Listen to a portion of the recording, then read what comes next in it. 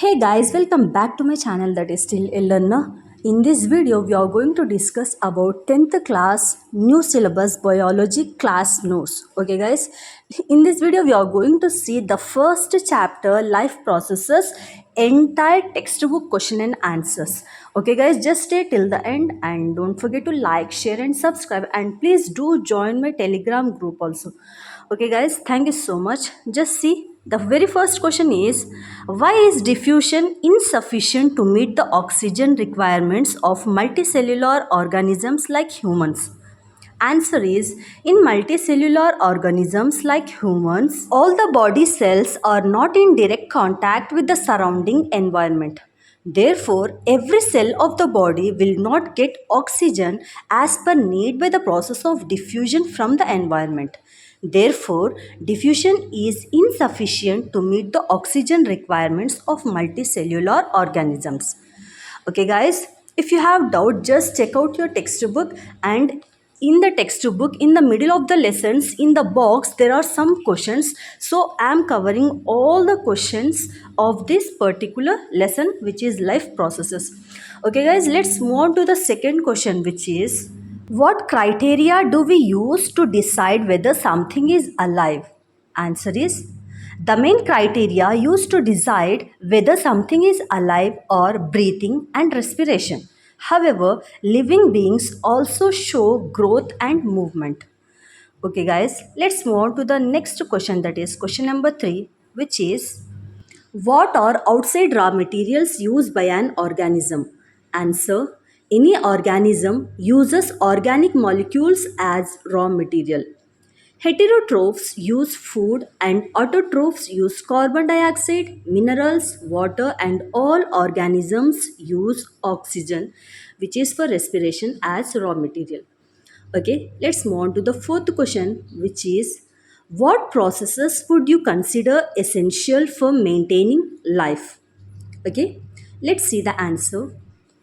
So, answer is, processes essential for maintaining life are: number 1, nutrition; number 2, respiration; number 3, transportation; and number 4 is excretion.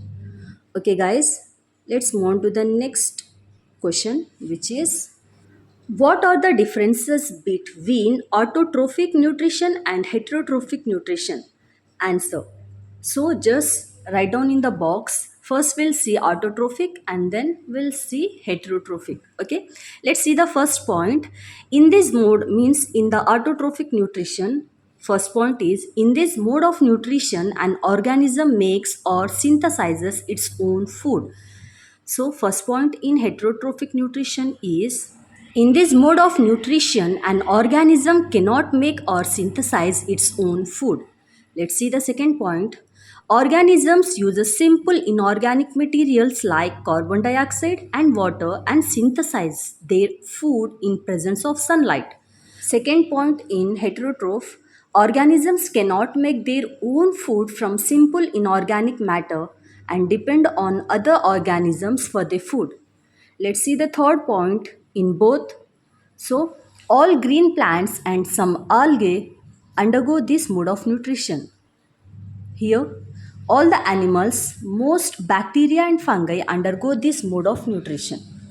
Okay, guys, let's see the next question, which is, where do plants get each of the raw materials required for photosynthesis? Answer, first point, carbon dioxide.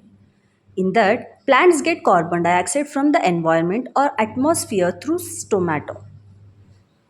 Next, second point, which is water. In that, plants absorb water from the soil through roots and transport to leaves. Third point, which is sunlight. In that, plants get sunlight from the sun. Fourth point, which is chlorophyll. In that, it is present in chloroplasts found in green leaves and green parts of plants. Okay, let's see the next question, which is, what is the role of the acid in our stomach? Answer is, role of acid in our stomach is, first point, to make acidic medium which is necessary for the activation of the enzyme pepsin. Second point, to kill bacteria which the food may contain. Okay, let's see the next question, which is, What is the function of digestive enzymes? Answer. The food we eat is complex in nature. That is, it contains complex molecules. Digestive enzymes break down these complex molecules into smaller, simpler molecules so that they can be absorbed by the walls of the intestine. Okay, let's see the next question, which is how is the small intestine designed to absorb digested food? Answer. The small intestine is designed to provide maximum area for absorption of digested food and it transfer into the blood for its circulation in the body into the body.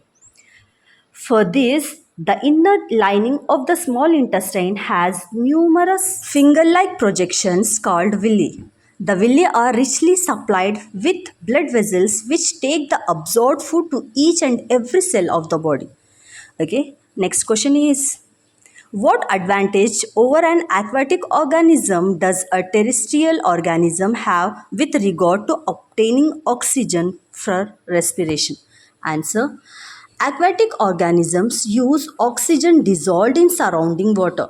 Since air dissolved in water has fairly low concentration of oxygen, the aquatic organisms have much faster rate of breathing. Terrestrial organisms take oxygen from the oxygen rich atmosphere through respiratory organs. Hence, they have much less breathing rate than aquatic organisms. Okay, guys, let's see the next question, which is what are the different ways in which glucose is oxidized to provide energy in various organisms? Answer. First step of breakdown of glucose, which is 6 carbon molecules, takes place in the cytoplasm of cells of all organisms. This process yields a 3 carbon molecules compound called pyruvate. Further breakdown of pyruvate takes place in different ways in different organisms. First point, anaerobic respiration. The anaerobic respiration in plants like yeast produces ethanol and carbon dioxide as end products. Second point, aerobic respiration. In aerobic respiration, breakdown of pyruvate takes place in the presence of oxygen to raise three molecules of carbon dioxide and water. The release of energy in aerobic respiration is much more than in anaerobic respiration. Next point, lack of oxygen. Sometimes, when there is a lack of oxygen, especially during physical exercise in our muscles, pyruvate is converted into lactic acid, which is 3 carbon molecules compound. Formation of lactic acid in muscle causes cramp. Okay, here are the diagram. Just look at very carefully how this process takes place. Okay, so here you go, just mark this very carefully. You don't have to miss even a single, I mean in the brackets also. Okay, guys, so this is the process of breakdown of glucose by various pathways, how glucose is breakdown. Okay, after this we'll move to the next question. Okay, shall we move? Okay, let's move to the next question, which is how is oxygen and carbon dioxide transported in human body or human beings? Okay, answer is transport of oxygen. So, in that, hemoglobin present in the blood takes up the oxygen from the air in the lungs. It carries the oxygen to tissues which are deficient in oxygen before releasing it. Okay, second point, transport of carbon dioxide. Carbon dioxide is more soluble in water. Therefore, it is mostly transported from body tissues in the dissolved form in our blood plasma to lungs. Here it diffuses from blood to air in the lungs. Okay, let's move on to the next question, which is how are the lungs designed in human beings to maximize the area of exchange of gases? Answer. Within the lungs, the air passage divides into smaller and smaller tubes called bronchi, which in turn forms bronchioles. Okay, the bronchioles terminate in balloon-like structure called alveoli. The alveoli present in the lungs provide maximum surface of exchange of gases. The alveoli have very thin walls and contain an extensive network of blood vessels to facilitate exchange of gases. Next question. What are the components of the transport system in human beings? What are the functions of these components? Answer. The transport system, which is circulatory system in human beings, mainly consists of heart, blood and blood vessels. So let's see the first point, which is function of heart. The heart receives deoxygenated blood from the body parts and pumps it to lungs for enriching with oxygen. It receives purified blood from lungs and pumps it around the body. Okay. Next point is function of blood. Blood transport oxygen, carbon dioxide, digestive food and hormones and nitrogenous waste like urea. It also protects the body from diseases and regulates the body temperature. Third point, function of blood vessels. The blood pushed by the heart flows through the blood vessels, that means arteries, veins and capillaries, and also comes back to the heart through them. Okay, let's see the next question, which is it why it is necessary to separate oxygenated and deoxygenated blood in mammals and birds? Answer. Separation of oxygenated and deoxygenated blood allows good supply of oxygen to the body. This system is useful in animals that have high energy requirements. Mammals and birds constantly need oxygen to get energy to maintain their body temperature constant. Okay. Next question is, what are the components of the transport system in highly organized plants? Answer.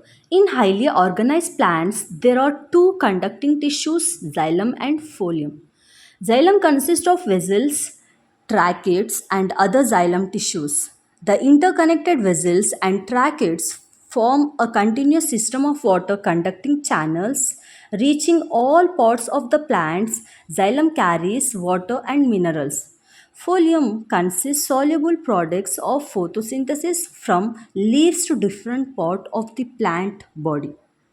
Let's see the next question, which is, how are water and minerals transported in plants? Answer. The roots of a plant have hair called root hair. The root hair are directly in contact with the film of water in between the soil particles. Water and dissolved minerals get into the root hair by the process of diffusion. The water and minerals absorbed by the root hair from the soil passes from cell to cell by osmosis through epidermis, root cortex, endodermis and reach the root xylem. So guys, look at the diagram given below. So this is the movement of water during transportation in a tree. Okay.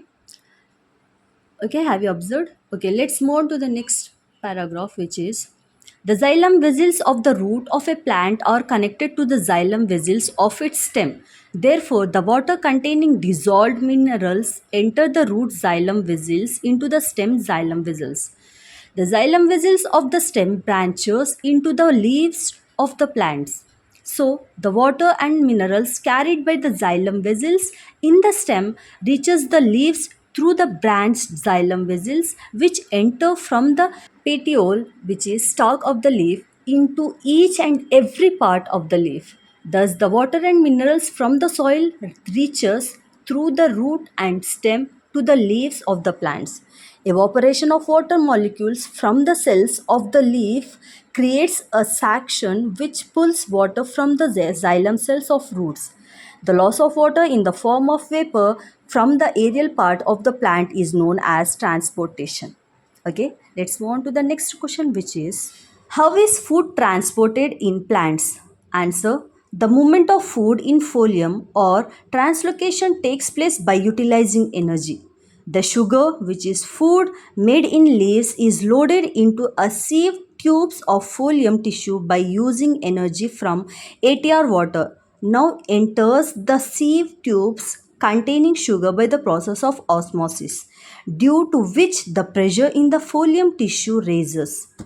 The high pressure produced in the phloem tissue moves the food to all parts of the plants having less pressure in their tissues.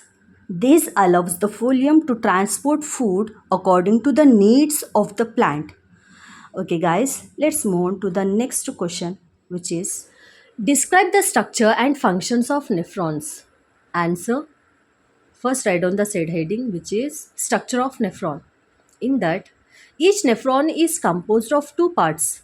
First one is a cup-shaped bag at its upper end, which is called Bowman's capsule. The Bowman's capsule contains a bundle of blood capillaries, which is called glomerulus. One end of the glomerulus is attached to the renal artery, which brings the impure blood contains the urea waste into it. These impurities are filtered. The other part of the nephron is coiled. In this part, the substances like sugar, which is glucose, amino acids, ions, and excess water, which is required by the body, are reabsorbed. The substance remained in the nephron is mainly urine containing dissolved urea in water, which is expelled into the body through urethra from time to time. Okay, guys. So this is the structure of nephron. Okay, just see it. Let me adjust it. So this is the structure of nephron. Now we'll see the functions of this. Okay. So have you observed this structure? Okay, let's move on to the functions. So function of nephron. In that, filtration of blood takes place in Bowman's capsule from the capillaries of glomerulus. The filtrate passes into the tubular part of the nephron. The filtrate contains glucose, amino acids, urea, uric acid, salts, and water. Next, reabsorption. In that, as the filtrate flows along the tubule, useful substances such as glucose, amino acids, salts, and water are secretly reabsorbed into the blood by capillaries surrounding the nephron tubule. Next, urine. The filtrate which remained after reabsorption is called urine. Urine contains dissolved nitrogenous waste like urea and uric acid, excess salts, and water. Urine is collected from nephrons to carry it to the ureter from where it passes into the urinary bladder. Okay, let's move on to the next question, which is what are the methods used by plants to get rid of excretory products? Answer. First point, the plants get rid of gaseous products through stomato in leaves and lenticels in stem. Second point, the plants get rid of stored solid and liquid waste by shedding of leaves, peeling off bark, and felling of fruits. Third point, the plants get rid of waste by secreting them into the form of gums and resins. Fourth point, plants also excrete some waste substances into the soil around them. Okay, let's move on to the next question, which is what is the amount of urine produced regulated? Answer. The amount of urine is regulated by kidney. It depends on the quantity of excess water and waste dissolved in water. So, first point, quantity of water. When water is abundant in the body tissue, large quantities of dilute urine is excreted out. When water is less in quantity in the body tissue, a small quantity of concentrate urine is excreted. Second point, quantity of dissolved waste. Dissolved waste, especially nitrogenous waste like urea and uric acids, salts, are excreted from the body. When there is more quantity of dissolved waste in the body, more quantity of water is required to excrete them.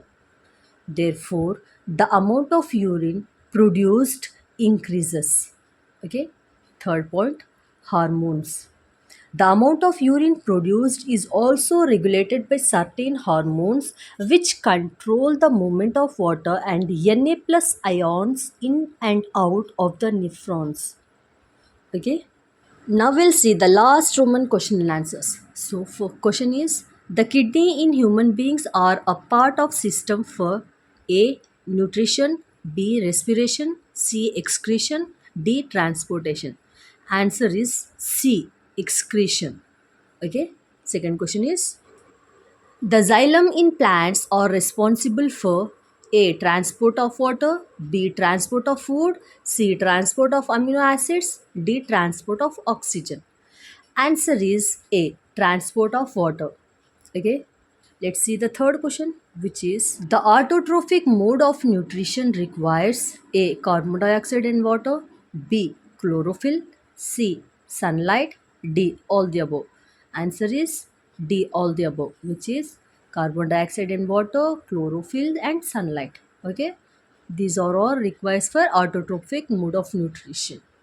Okay, let's see the fourth question, which is, the breakdown of pyruvate to give carbon dioxide, water, and energy takes place in A. Cytoplasm, B.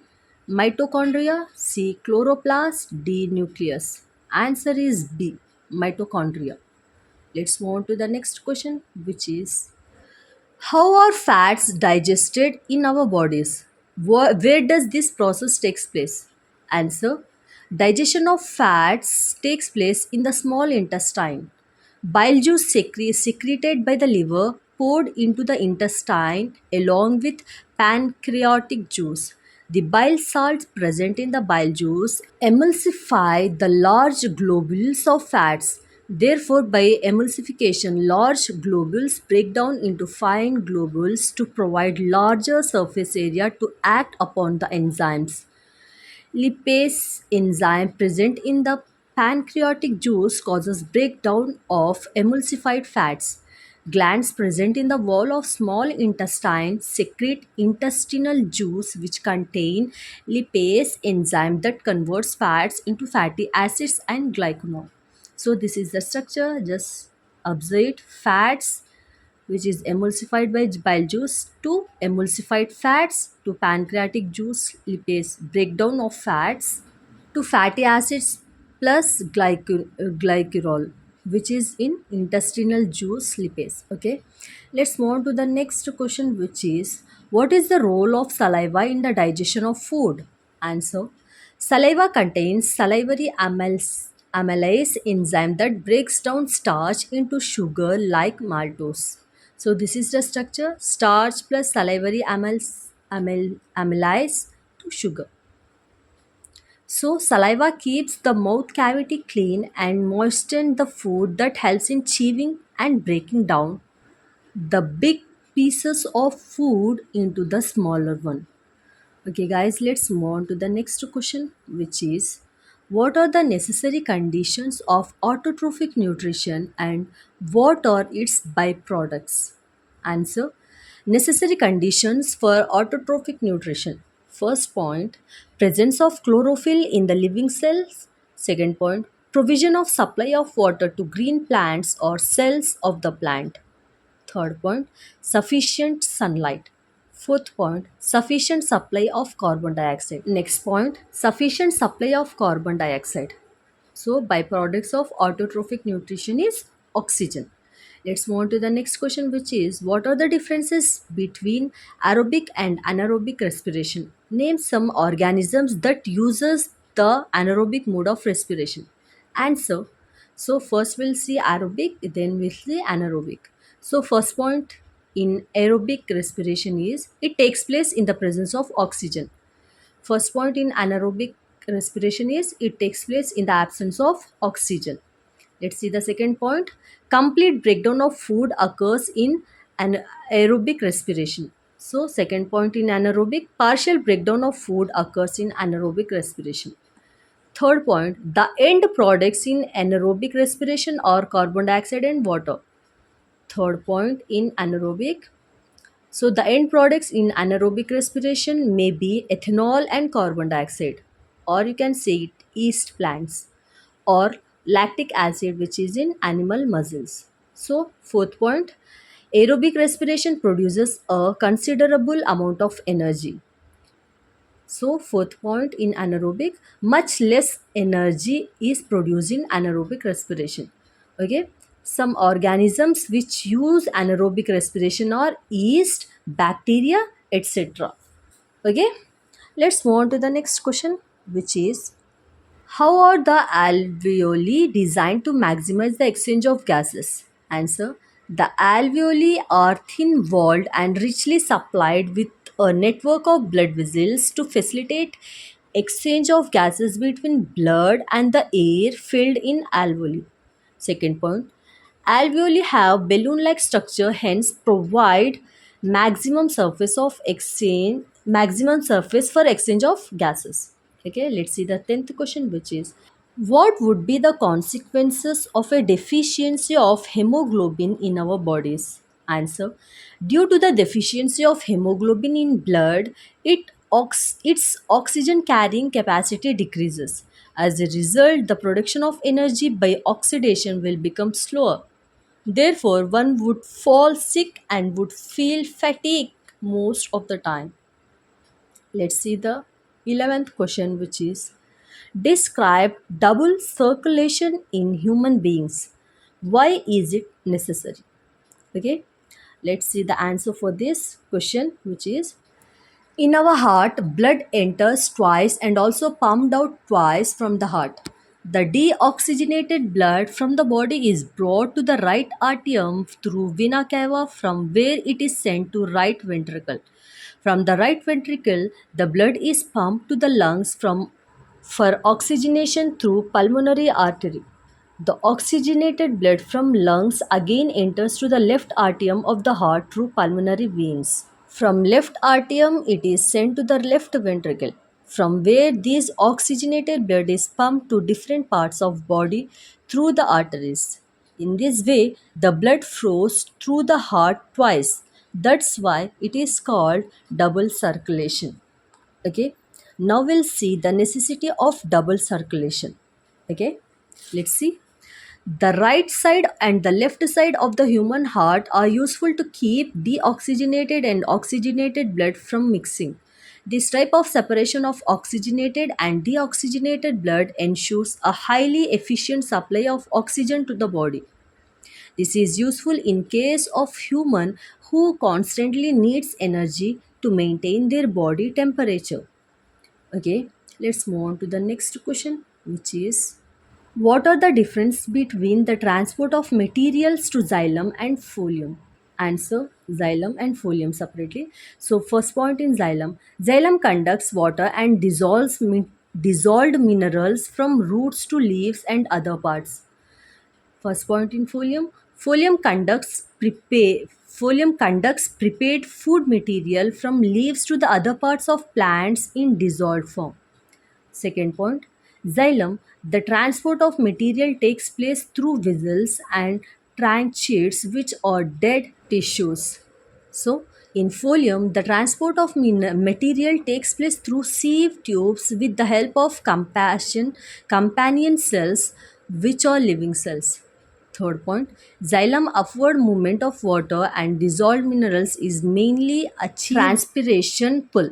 It is caused due to the suction created by the evaporation of water molecules from the cell of a leaf. Okay, let's see the third point in phloem. In transcollation, material is transferred into phloem tissue using energy from ATP. This increases the osmotic pressure that moves the material into the phloem tissue, which has less pressure. Okay, guys, let's move on to the next question, which is compare the functioning of alveoli in the lungs and nephrons in the kidneys with respect to their structure and functioning. Answer: alveoli and nephron separately. So write down the first point in alveoli, which is alveoli or functional unit of lungs. Nephrons are functional unit of kidney. Second point, a mature lung has about 30 crore alveoli. Okay, second point, a kidney has about 10 lakh nephrons. Third point, alveoli provide a wide surface of gases exchange. Third point, the surface area of nephron is not much more. Fourth point, the exchange of oxygen and carbon dioxide takes place through the network of capillaries in alveoli. Fourth point, the Bowman's capsule in nephron regulates the concentration of water and salts. Okay, guys, let's move on to the next question, which is how are fats digested in our bodies? Where does this process takes place? Answer: the small intestine is the site of the complete digestion of carbohydrates, proteins, and fats. It receives the secretion of the liver and the pancreas for this process. The food coming from the stomach is acidic and has to be made alkaline for the pancreatic enzymes to act. Bile juice from the liver accomplish this in addition to acting on fats. Fats are present in the intestine in the form of large globules which make it difficult for enzymes to act on them. Bile salts break them down into smaller globules, increasing the efficiency of enzyme action. The pancreas secretes pancreatic juice, which contain enzymes like trypsin for digestion, proteins, and lipase for breaking down emulsified fats. The wall of the small intestine contains glands which secrete intestinal juice. These enzymes present in it finally convert the proteins to amino acids, complex carbohydrates into glucose, and fats into fatty acids and glycanol. Okay, guys, let's move on to the next question, which is what is the role of saliva in the digestion of food? Answer: when we eat something we like, our mouth waters. This is actually not only water but also a fluid called saliva secreted by the secretory glands. Another aspect of the food we ingest is its complex nature. If it is to be absorbed from the alimentary canal, it has to be broken into smaller molecules. This is done with the help of biological catalyst called enzymes. The saliva contains an enzyme called salivary amylase that breaks down starch, which is a complex molecule, to give sugar. The food is mixed thoroughly with saliva and moved around the mouth while chewing by the muscular tongue. Okay, let's move on to the next question, which is what are the necessary conditions for autotrophic nutrition and what are its byproducts? Answer: carbon and energy requirements of the autotrophic organisms are fulfilled by photosynthesis. It is the process by which autotrophs takes in substances from the outside and convert them into the stored form of energy. This material is taken in the form of carbon dioxide and water, which is converted into carbohydrates in the presence of sunlight and chlorophyll. Carbohydrates are utilized for providing energy to the plants. The carbohydrates, which are not used immediately, are stored in the form of starch, which serves as the internal energy reserve to be used as and when required by the plant. Now we'll see the next question, which is what are the differences between aerobic and anaerobic respiration? Name some organisms that use the anaerobic mode of respiration. Answer: the food material taken in during the process of nutrition is used in cells to provide energy for various life processes. Diverse organisms do this in different ways. Some use oxygen to break down glucose completely into the carbon dioxide and water. Some use other pathways that do not involve oxygen. In all the cases, the first step is the breakdown of glucose, a 6 carbon molecules, into a 3 carbon molecules called pyruvate. This process takes place in the cytoplasm. Further, the pyruvate may be converted into ethanol and carbon dioxide. This process takes place in yeast during fermentation. Since this process takes place in the absence of air, which is oxygen, it is called anaerobic respiration.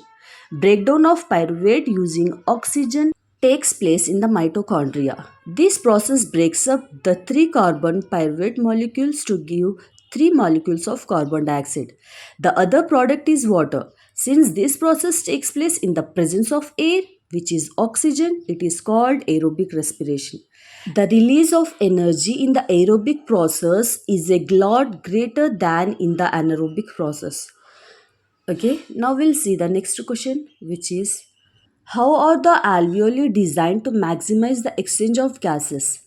Answer: within the lungs, the passage divides into smaller and smaller tubes, which finally terminate in balloon like structure, which is called alveoli. The alveoli provide a surface where the exchange of gases can take place. The wall of the alveoli contain an extensive network of blood vessels. As we have seen in earlier years, when we breathe in, we lift our ribs and flatten our diaphragm, and that the chest cavity becomes larger as a result. Because of this, air is sucked into the lungs and fill the expanded alveoli. The blood brings carbon dioxide from the rest of the body for release into the alveoli, and the oxygen in the alveoli air is taken up by blood in the alveoli blood vessels to be transported to all the cells in the body. During the breathing cycle, when air is taken in and let out, the lungs always contain a residual volume of air so that there is sufficient time for oxygen to be absorbed and for the carbon dioxide to be released. Okay, now we'll see the next question, which is describe double circulation in human beings. Why is it necessary? Answer: the double circulatory system of blood flows refers to the separate system of pulmonary circulation and the systematic circulation. The adult human heart consists of two separated pumps, the right side with the right atrium and the right atrium and ventricle, which pumps deoxygenated blood into the pulmonary circulation. The oxygenated blood re-enters the left side of the heart through the pulmonary vein into the left atrium and passes to the left ventricle, where it is pumped to the rest of the body. This part of the circulation is called a systematic circulation. This type of circulation is called double circulation. The advantage of double circulatory system is that blood can be pumped to the rest of the body at a higher pressure. Okay, so now we'll see the multiple choice questions. These are the most important for you in your exams. Okay, just see. So the first question is: yeast respires anaerobically using sugar as a substrate. Out of the options given below, choose the correct combination of condition and product. Here, condition and products are given separately. You have to pick the correct combination. First, aerobic alcohol, next, aerobic lactic acid, next, anaerobic alcohol, next, anaerobic lactic acid. Answer is C. So, which undergo anaerobic condition, yeast respires and convert glucose to alcohol and carbon dioxide. Okay, now we'll see the second question, which is here one table shows the percentage combination of four samples of air. Which sample could have been breathed out by a person after vigorous exercise? So here are the table given, just check it out, all the samples: oxygen, carbon dioxide and water vapor. Okay, now you have to pick which option is correct. Okay, let's see the answer for this. So out of all these five options, option B is the correct one, which is this is because rapid aerobic respiration occurs during vigorous exercise in order to obtain more energy. Okay, now we'll see the third question, which is cramps caused during sudden activities are due to the formation of A. Lactic acid, B. Acetic acid, C. Excess of water, D. Ethanol. Answer is A. Lactic acid is formed by the breakdown of pyruvate when oxygen is inefficient in muscles. Instead of forming carbon dioxide and water, accumulation of excess lactic acid in the muscles causes cramps. Okay, so A option is the correct one. Now we'll see the fourth question, which is which of the following plays nose-like function in plants? A. Flower, B. Folium, C. Stomata, D. Chlorophyll. Answer is C. Stomata or pores, which helps in the passage of air in the plants. Okay. Now we'll see the next question, which is what changes occurs when a person breathe in deeply. So here is a table. Okay. Just check it out, all the options. I'll tell you only the correct option. Okay. Now we'll see the answer. So, A option is the correct one. When a person breathes deeply, the external intercostal muscles contract, causing the rib cage to swing up and out. Also, the diaphragm contracts and flattens, causing the thoracic cavity to increase in volume and decrease in pressure. Okay, now we'll see the next question, which is this diagram given above shows part of the lining of the human trachea, which is the function of X. So here four options are given, and the correct option is B, okay, which is the cilia, which is X of the cells lining the air passages more in the sweeping motion to keep the air passages clean. Okay, so B is the correct option. Now we'll see the next question, which is here also one table is given of which shows the percentage combination of gases in inspired and in expired air. Okay. Inspired air is 21.0, expired air is 16.0. Here options are also given for you. What is the gas? A. Carbon dioxide, B. Nitrogen, C. Oxygen, D. Water vapor. Answer is C. Oxygen. The gas is oxygen as atmospheric air has approximately 21% of oxygen. Okay. So guys, we have ended up all the questions and I hope you all like this video. If you like it, please don't forget to like, share and subscribe. Do share with your friends also, because they also need to understand the topic and write down the questions as well. Okay guys, uh, once again telling you to subscribe to my channel, and bye bye, take care.